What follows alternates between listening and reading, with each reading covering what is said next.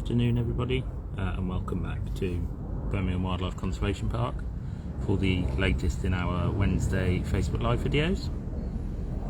We are carrying on our critically endangered theme this week, and today we are having a look at our little group of Radiated Tortoises, who are a critically endangered species of tortoise.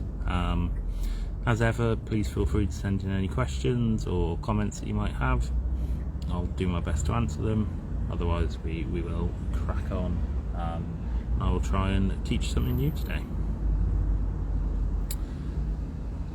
So, Radiated Tortoises. We have got 4 Radiated Tortoises here at Birmingham Wildlife Conservation Park.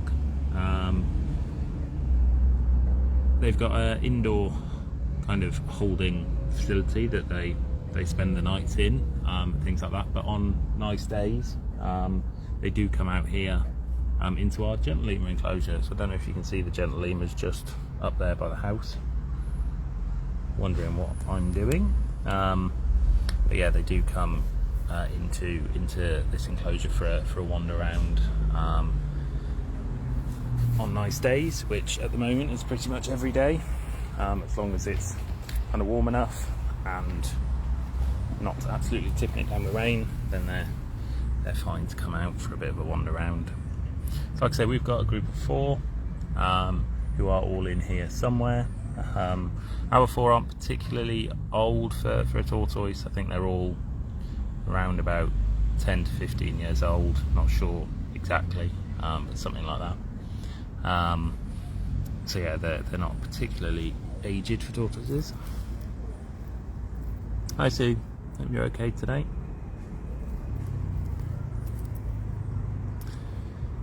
So yeah, Radiated Tortoises, like I say, are a critically endangered species. They're only found on Madagascar. Well, they're only naturally found on Madagascar, and they are kind of from the southern tip of Madagascar, the southern area of Madagascar. They have kind of been spread around Madagascar artificially. They've also been introduced to some other islands such as Réunion and other islands like that, but they are originally found from the southern kind of region of Madagascar. Hi Mary, hope you're okay today. So they get their name from the patterning on their shell. So you can see like these kind of radiated lines that come out from the tips of the scutes on the shell. So that's where they get their name from. I will try and find, unfortunately, as lovely as you are, you haven't got the best example, so we'll go and find one of the other ones.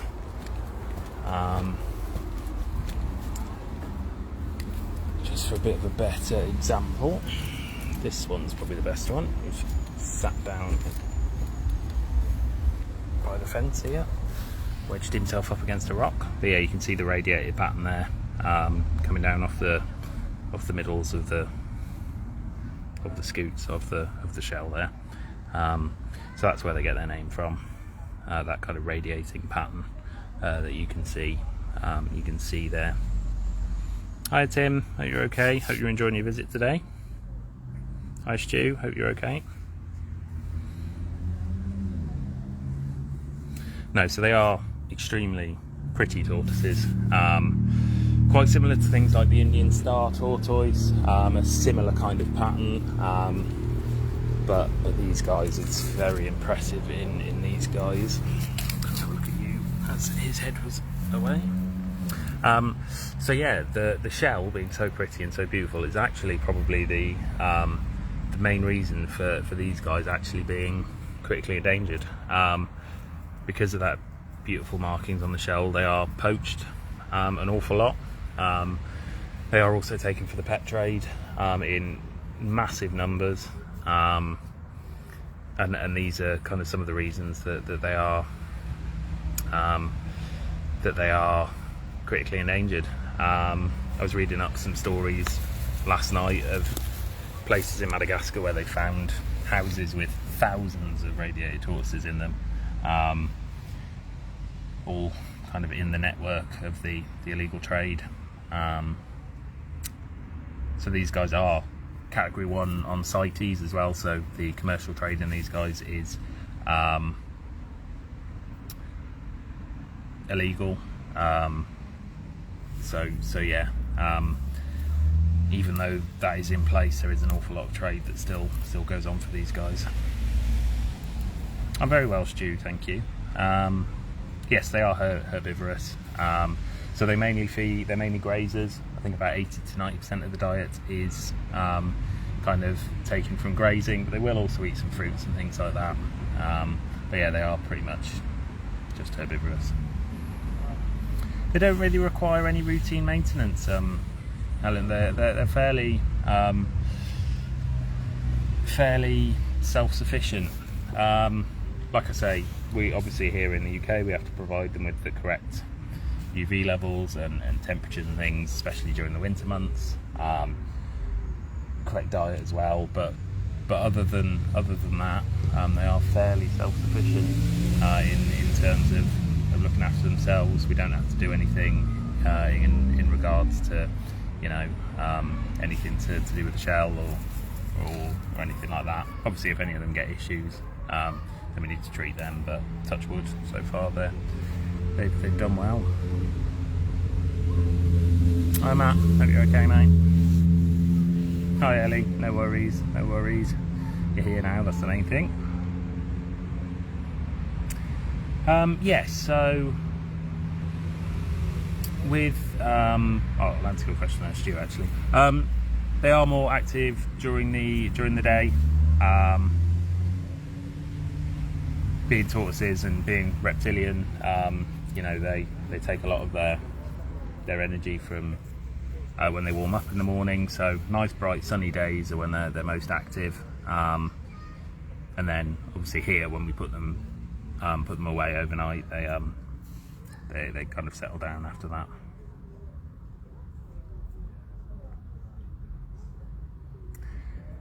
So the differences between the tortoises we've got here. So we've actually got 1, 2, 3, 4. We've got 5 different species of tortoise here at the park.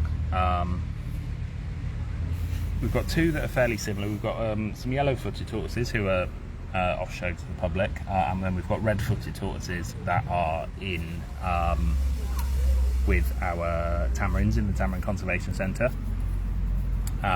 So they're quite closely related. They're from the same genus. They look very similar. The main difference between them is visually is that, well, as the name suggests, one has red feet, one has yellow feet, and kind of red markings and yellow markings. But they're both very closely related. These radiated tortoises are one of, I think, a couple of Madagascan tortoises. They're quite closely related. Things like the Anganoka, don't know if I've said that right, are also closely related to these. Obviously these guys are kind of smaller tortoise species. They don't get much bigger than you see these guys here. They will get bigger than this, but not massively bigger. And then the other 2 species we've got are the African spurred and then Aldabran as well. So they are the African spurred is the 3rd largest species of tortoise in the world, and then the Aldabran, we do actually have an Aldabran in here with these guys, are one of the larger 2 species. Obviously this one isn't. He's hello gentle lemurs. The ones we've got are youngsters, but they do grow up to be one of the largest species of tortoise in the world. So yeah, so differences wise, it's all things like location, size, diet. There are quite a range of different genuses of tortoises. So yeah, there's quite a big range between everything. So tortoises, Ellie, are notoriously slow. These guys can get a little bit of a stomp on if they want to, but nothing particularly quick. I couldn't really put it into miles per hour or anything like that. I don't think anyone's moving around much, so we can't really see it in action. But yeah, they're not particularly quick, bless them, as with most species of tortoise. So communication, Stu, I think the majority of it is probably kind of scent based, kind of an olfactory thing, especially when it comes to mating, like you say. I know males will come up to behind a female and see if she's willing and receptive before mating. They do have some kind of vocalizations, but if they're actually used for communication between each other, I'm not really sure. You don't really hear much other than the odd kind of grunt or groan. So yeah, I don't know how much that's actually used in communication. But yeah, mating wise, I think it's mainly just opportunistic males finding females that are in season. And they're in Madagascar, I'm not 100% sure. I'm sure they do have a set breeding season. So yeah, obviously that'll increase the chances for the males. Lovely, Sue. Hope you enjoy your visit on Friday. Unfortunately, I won't be here, so I won't be able to say hello. But yeah, hope you enjoy your visit. So Tim, Radiated Tortoises don't get massively bigger than this. I think I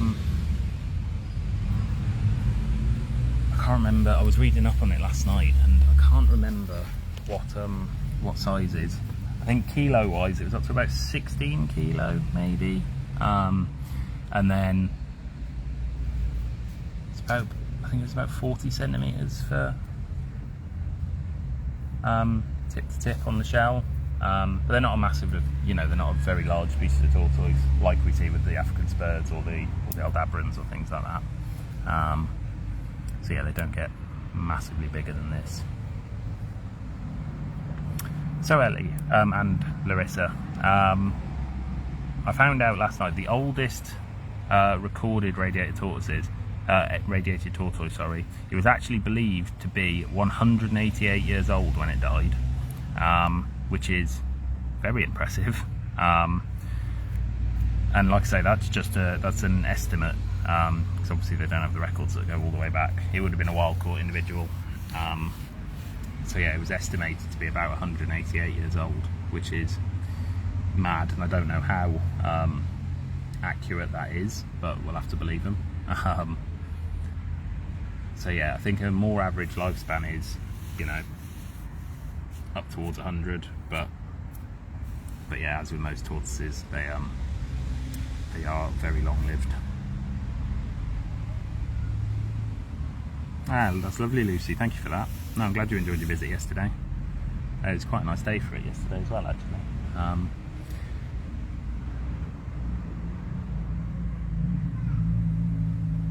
So yeah, no, I'm really glad you enjoyed your visit. Hi, Christine. Hope you're okay. So I'm not actually sure how you do know how old a tortoise is. I'm not sure if I'm right in this. This might be wrong of me, but like a tree's got rings, I'm pretty sure if you look at kind of the rings on the scoot there, that's kind of growth rings, but I'm not sure if that equates to years. So I'm not 100% sure on how you age a tortoise, but possibly like that. I may have made that up completely, but we will see. So predators for these guys, Stu. You do get big birds of prey and eagles and things like that on Madagascar. I'm sure they would kind of opportunistically try and take a tortoise. You do get quite large ones over there. Obviously they hunt on lemurs and things like that as well. But being Madagascar, there isn't a massive predators. I've never heard of something like the fossa going for tortoises. Not to say it wouldn't, but I've never heard of that. So yeah, I'm sure they do face risks. Some of the snake species over there could also possibly take them. Things like Madagascan tree boas or the ground boas, Dumeral's boa, potentially. But again, that's just me theorising rather than knowing for sure.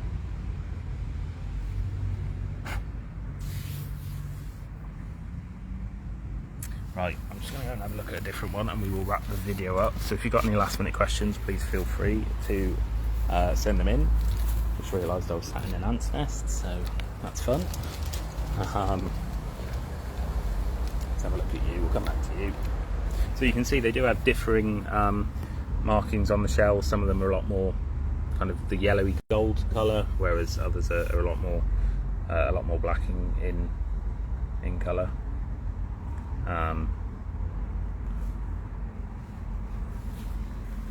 Just get down to your level. Say hello.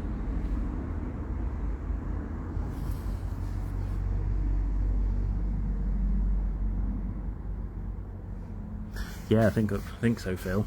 They're all up my legs, so possibly. I'll find out later. Oh dear. So yeah, like I say, these guys are in our gentle lemur enclosure, and we will be back in here for a later video in our critically endangered series, as our gentle lemurs are critically endangered. So we will come back down here for a video with them at some point.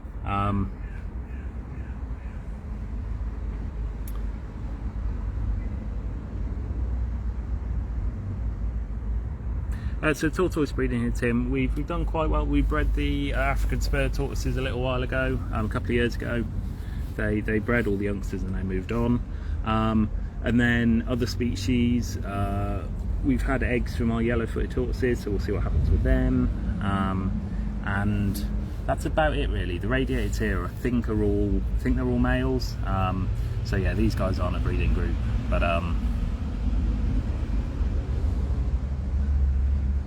yeah, we have had quite good success with some of the other species. Yeah, Stu, so they are born with a tiny little mini shell that is, you know, when tortoises first hatch, they are, even the giant tortoises, the giant tortoises when they hatched here, about the size of a 50p piece, and they're just tiny little miniature versions. They've got their little shells which grow up with them. So yeah, the shells are actually a kind of a growth from the ribs. I can't remember how it works exactly, but yeah, it is something to do with the ribs kind of wrapping up and round, and that's where the shell kind of comes from. But I can't remember how it all evolved and worked out like that. So again, eggs, it depends on the species, I would say. When our sulcata, our African spur tortoise, lays eggs, you can get a clutch of about 12 to 14, sometimes more, sometimes less, just depends how many they've got inside them. But yeah, it can be quite a good sized clutch of eggs.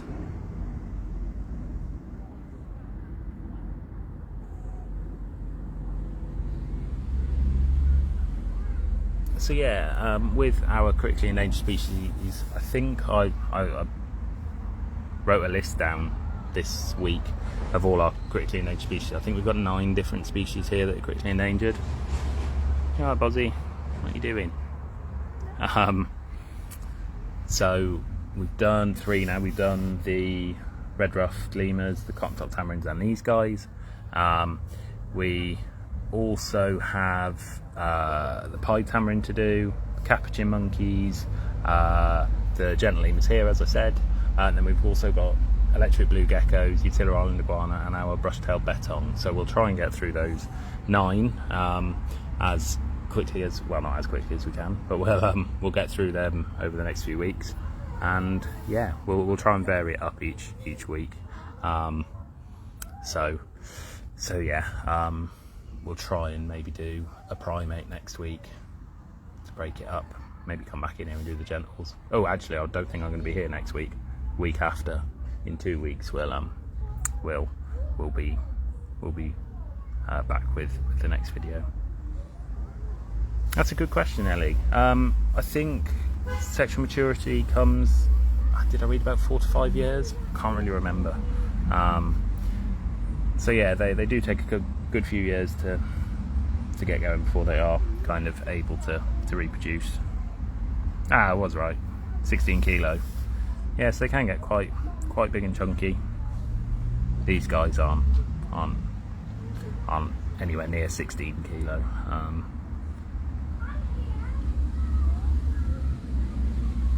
Having a bit of a wander. That's what we should do, Phil. We should do one of each species, line them up and see who's the quickest.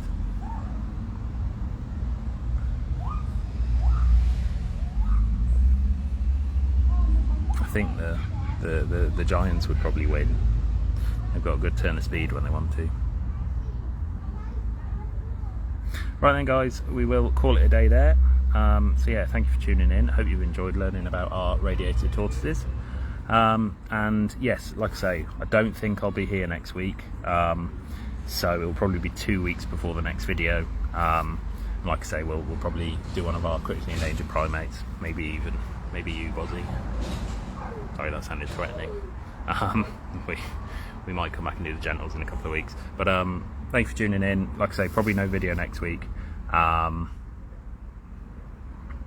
yeah, we should be back in 2 weeks, back to normal.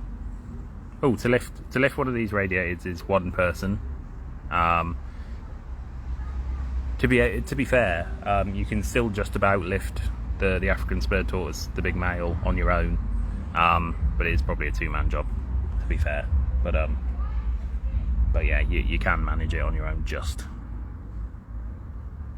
No worries, everybody. Hope you've enjoyed. And yeah, we'll be back in a couple of weeks.